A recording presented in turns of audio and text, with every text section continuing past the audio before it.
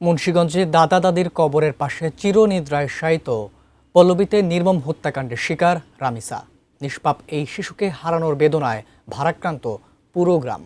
স্বজনদের আহাজারি আর এলাকাবাসীর শোক যেন ফুরাবার নয়। সিরাজুদ্দি খান উপজেলার ইছাপুর ইউনিয়নের মধ্যম শিয়ালদি গ্রামের মোল্লাবাড়ি থেকে বিস্তারিত জানাচ্ছেন প্রতিনিধি ভবতোষ চৌধুরী নূপুর। নূপুর, আসলে এটি একটি হৃদয় বিদারক ঘটনা। এলাকাবাসীর প্রতিক্রিয়া এবং সার্বিক পরিস্থিতি সম্পর্কে জানাবেন। যেমনটি জানেন যে আসলে এই সিরাজুদ্দি খার এই বাড়িটি কিন্তু এখন শোকের ছায়ায় কিন্তু পুরা এলাকা কিন্তু আপনার শোকাহত এবং ইতিমধ্যে বিভিন্ন জেলা থেকে কিন্তু মানুষ আসছে এই বাড়িতে শোকাহত পরিবারকে সান্ত্বনা দিতে এবং সেই কবর জিয়ারত করতে।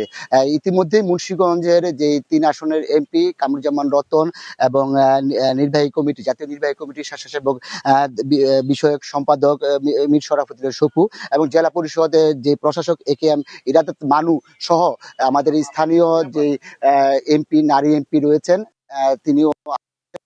আমি একটু মুন্সিগঞ্জের যে এমপি আছেন তিনি আসুন তার সাথে একটু কথা বলবো। আসলে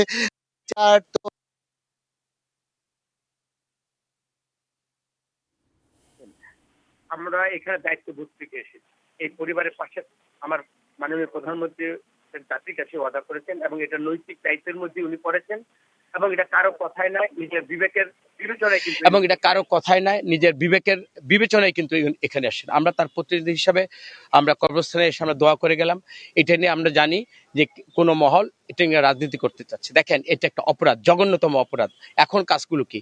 দ্রুততম সময়ের মধ্যে এর বিচার আইনগতভাবে নিশ্চিত করা, পরিবারের পাশে থাকা এবং সেকেন্ড যে আমাদের কাজটা হলো এটা নিয়ে কাউকে রাজনীতি করতে না দেয়া। এবং আমার মনে হয় এই ধরনের রাজনীতি করতে চাওয়াটা, এই মৃত্যু এসে এটা বোধহয় জাতীয় সহজভাবে গ্রহণ করবে না। তো আমাদের যেটা দায়িত্ব এবং দলের যে নির্দেশনা, ওই দায়িত্ব থেকে আমরা এখানে এসেছি। আমরা সর্বতভাবে এই ঘৃণিত অধ্যায়ের আমরা পরিসমাপ্তি আমরা চাই।